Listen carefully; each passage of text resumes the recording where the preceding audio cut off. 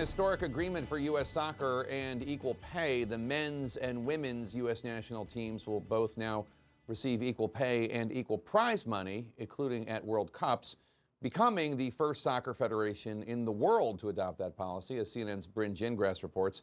It has been a long fight for equal pay for the women of U.S. soccer, and they only had to win 4 World Cups to the men's team's 0 to get there.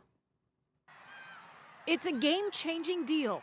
I am just so incredibly proud of what we've achieved. In a new contract, U.S. Soccer Women and Men's Player Associations agreeing to equal pay for all players. This is just a really historic moment that will hopefully lead to meaningful changes and progress, not only here at home in the U.S., but around the world. Both men and women will now get around $450,000 a year. Commercial and event revenue will be divvied up.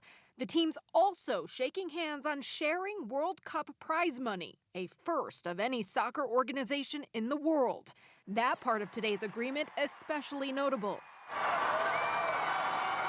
as the women's team clinched the last 2 World Cups, 4 overall. The men haven't won yet, but we're still making more money just for playing.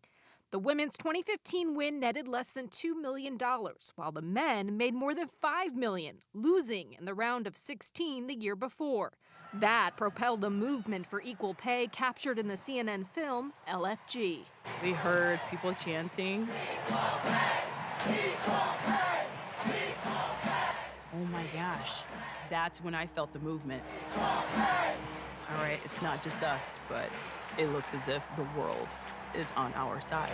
Today's deal is the culmination of that battle between the U.S. Soccer Federation and prominent members of the U.S. women's team who filed a federal wage complaint in 2016 and a gender discrimination lawsuit in 2019. Every time a woman is not paid equally, sort of everyone is not, and nobody's potential is able to be reached. Players settled the suit earlier this year for $24 million. It is a huge win for us, for women's sports, for women in general, and it's a moment that we can all celebrate. The men's team backed the women's efforts in that lawsuit, and today player Walker Zimmerman saying, "Sure, there was a potential chance of making less money, no doubt about it. But we also believe so much in the women's team. We believe in the whole premise of equal pay, and ultimately, that was a big driving force for us." This comes at a pivotal time as the men head to Qatar later this year for the 2022 World Cup. The hope is this deal sets precedent in international sports and beyond. And this deal also encompasses child care, parental leave, mental health wellness, issues at the heart of so many discussions about workplace benefits. In addition, U.S. Soccer hopes this will incentivize its players to generate even more revenue because, of course, now, Jake, it's shared. All right, Bryn Gingras, thanks so much. Joining us now to discuss 2-time Olympic gold medalist and legendary U.S. women's soccer goalkeeper, Brianna Scurry. She's the author of the upcoming book, My Greatest Save: The Brave Barrier-Breaking Journey of a World Champion Goalkeeper. Thanks so much for joining us. It's exciting to have you on. So you were a member of the iconic '99 World Cup championship team that really catapulted women's soccer to new heights. Earlier this year, the women's national team reached an equal pay agreement, but this deal goes even farther than that one, equally splitting tournament prize money and more. Since the FIFA World Cup, Women's World Cup was established in '91, the U.S. team, the women's team, has won it half the time. Emotionally, how does today's victory compare to the one that you had on the field in '99? Hey, Jake, great to be with you. Thank you so much for having me.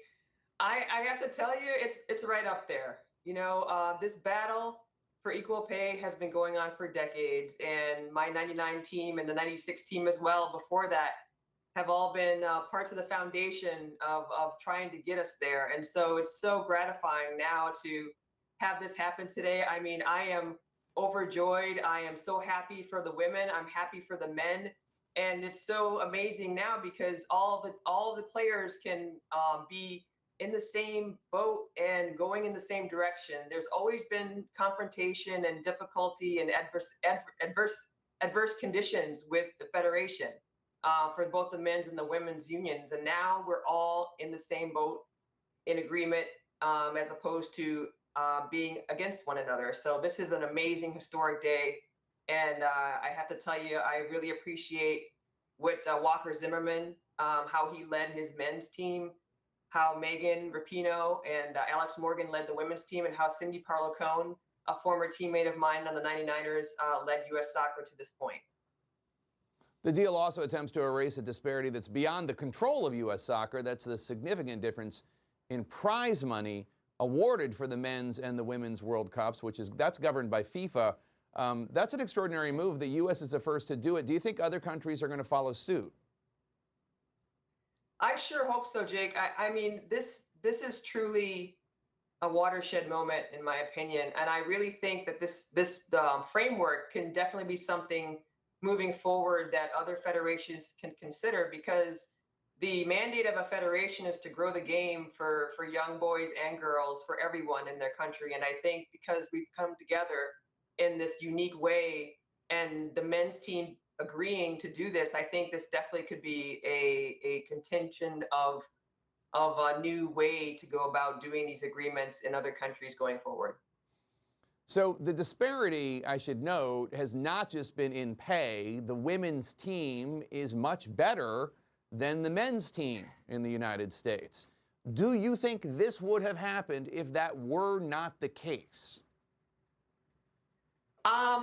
I don't think so, Jake. I think that was definitely a huge element of this deal. It always has been one of the things we've been able to fall back on and mention, in the fact that we win a lot of things. We've won 4 Olympic gold medals. We've won 4 World Cups. And so the tradition of winning is there.